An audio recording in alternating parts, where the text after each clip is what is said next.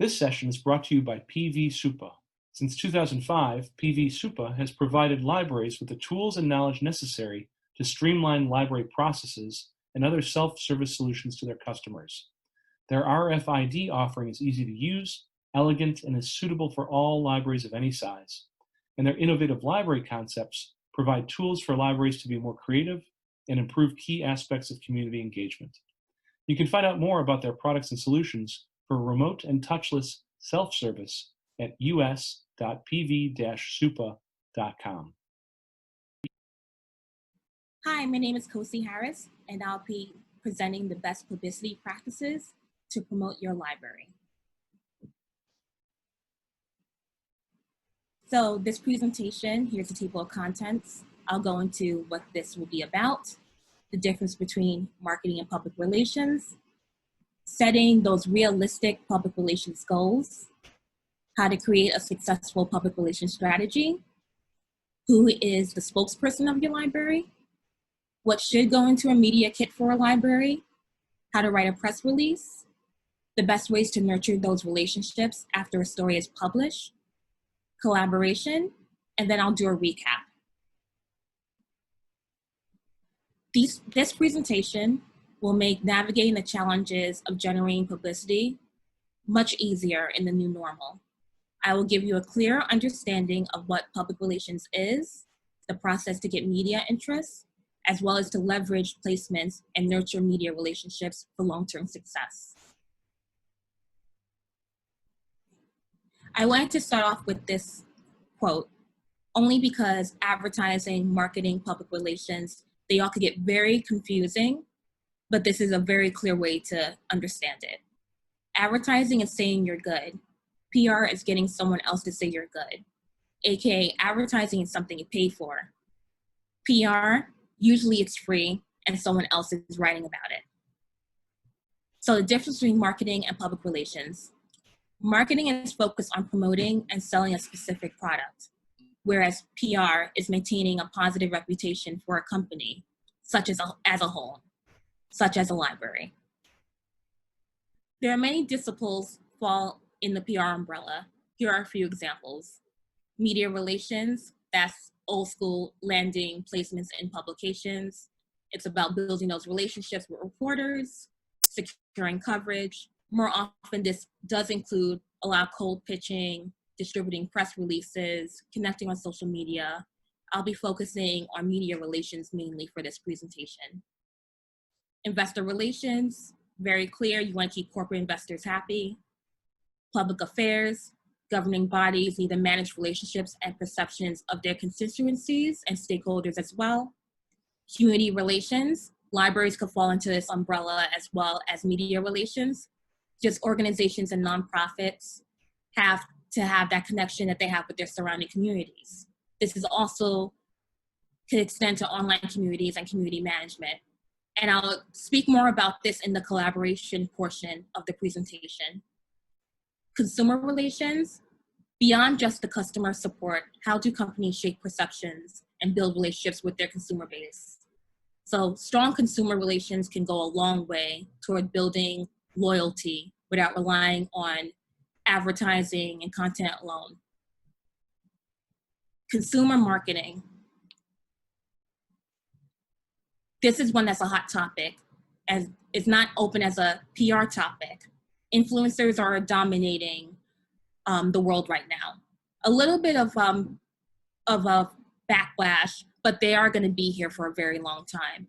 And it's a good reminder for PR to use influencers whenever necessary. Crisis communications. Shit happens. Things go down. It's someone's job to manage the fallout and ensure that the right information goes to the right people that need it and to solve problems before they get even worse. And this is where crisis communication comes in. Corporate social responsibility, also known as CSR for short. So people expect companies to act right, act responsibly, and CSR helps businesses show what they're doing and show that they're making a positive impact and in turn build goodwill to potential customers. This is an example of PR using media relations. In February, in anticipation of the Trump yearly budget cuts, every library created a statement as a response to it. I took the statement and created a press release targeting parenting and educational media. A writer for the parenting publication formally reached out as she was doing a piece on announced budget cuts and wanted a member of the Every Library team to be included in the article. Setting realistic public relations goals.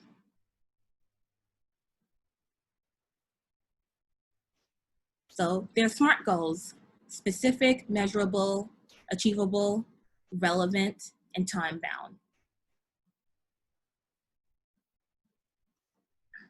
The key to focus on is to focus on goals that are important to you and your library at this time. That will provide immediate benefits, aka stay in the present. And SMART goals are more important now than ever because things are changing day by day. Creating a 3-month plan helps you stay present. It helps you plan for 6 months to a year when you're able to review results from that 3-month plan. The 6-month plan becomes stronger as a result of it because you're able to review what worked, what didn't work. How to create a successful public relations strategy. Step 1, define your objective. What will your public relations campaign be designed to achieve? Does this mean bring goodwill, positive perceptions, foot traffic? Step 2, as I mentioned in the previous subject, establish clear goals. Unlike your objective, which is qualitative, your goals should be quantitative and put into 3 to 6 month brackets to achieve success. Identifying your target market. Who do you want to communicate with? What are the key messages? Which media platforms will you use? How will you gain attention and trust? What images or topics should you use? That all goes into identifying your target market. Researching opportunities. Basically, what type of opportunities will fit for your library brand? And examples of how to do this is seminars, workshops, speaking engagements, writing press releases for particular events, appearing as a source in media stories, or podcast appearances. Creating a media list. You know those holiday gift lists you used to make as a kid? You would ask for some of the most outrageous things and give the list to your parents and end up surprised at you got even a third of what you wanted. Well, you take that nostalgia and you make that media list for your library. Where do you see your library in the next 3 to 6 to 9 months? And media list building is like a resume. It's never done. My personal recommendation, I love using Excel sheets. Organize it by media outlet, name a writer, the article that caught your attention of that writer, and any emails you could get. Twitter and Instagram are usually good at getting media contacts. And last but not least, measure your progress. And this could be by donations, additional media inquiries, increase attendance of workshops or events. And at the end of each campaign, sit down and do the hindsight. Think about, did you achieve your objective? Did you establish those goals? And should you consider modifying the plan? How and why? And this helps your library achieve those 6 to 1 year goals. Who are the faces in your library? These are spokespeople, could be a librarian, library staff, volunteers. And these 3 points are what you should consider when identifying them. What is their expertise? You want to make sure that they know what they're talking about in the subject matter and they're comfortable. And as I mentioned, they could be career development experts, classic literature experts, young adult children. Be collaborative with spokespeople and make them feel more at ease with media. Are they articulate? It's the obvious one, but they should be able to speak well, clearly in front of crowds, in front of media, now Zooms, microphones and cameras. Are they relatable? Best spokespeople are charismatic, they relate to others, and you want your spokesperson to keep their composure and control their body language. They can't contradict themselves. So make sure that what they're saying matches what they're looking as well. What should go into a media kit for a library?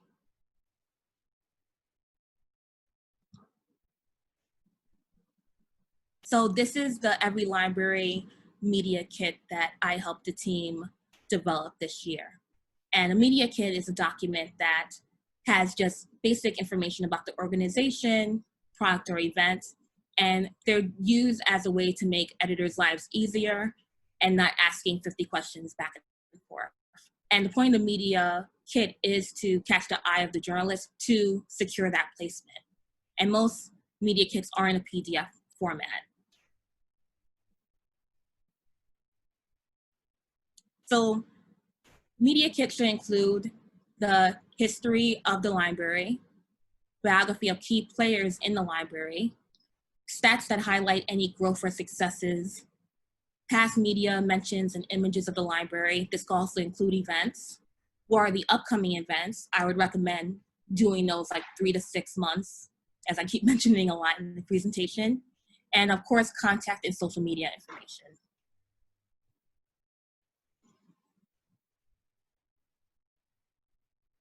How to write a press release.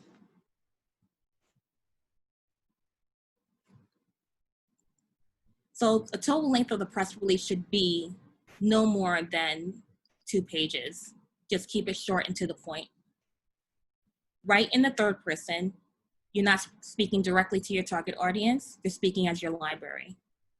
Always include at least one quote. I always recommend 2, but have that one quote from a prominent person in your library about the value of the piece. Their authority carries weight and value. And structure the press release so that all the most important information is first. Grab a journalist's attention. Your headline needs to be intriguing and engaging, and find out what the most newsworthy aspect of your announcement is and highlight that. When it comes to format, this is when you have to stay traditional. Use a bold, larger headline, single space for body copy, leave space between paragraphs, and include a boilerplate. This is a brief description of the organization that should be included at the end of each release and should be in every release moving forward. This is an example of the press release that helps secure the fatherly placement. This is the beginning of the release. As you can see, there's the headline, relevant links. This is the second portion of it. Still continue with having links and also having important stats of why a writer would be interested in this. And at the very end, of course, you see John's quotes, as well as the boilerplate and contact information. So the best ways to nurture relationships after a story is published. So now you have the placement.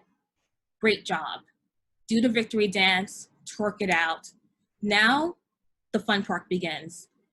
Now you have to utilize that placement and nurture the relationship of the writer that you just secured a replacement from. I think these 4 steps are the most helpful. Send a personalized thank you note, or if you could get a mailing address from the writer, do that. Writers, from what has been told to me the last few years, don't get thanked enough. And they're usually on to the next story, but a thank you note does get their attention. And make sure that you're highlighting this in all your library social media pages. Tag the publication and also tag the writer. And then also utilize that to highlight upcoming activities to keep the momentum going so your followers know.